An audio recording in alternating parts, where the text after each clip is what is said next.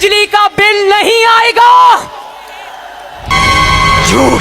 कि जो गरीब लोग हैं जिनका 1000, 1200, 1500, 2000 रुपया बिल है, उनका बिल हुकूमत पंजाब अदा करेगी। झूठ बोल रही है तू।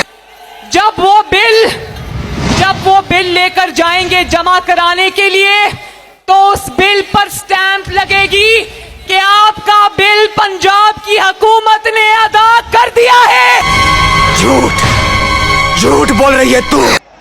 कि जो भी पंजाब के खानदान, उनको कभी बिजली का बिल नहीं आएगा इंशाअल्लाह ताला। ईद का पंखा भी चलेगा, लाइट भी जलेगी, और मैंने सुना है फ्रिज भी चलेगा, लेकिन महीने का बिल नहीं आएगा।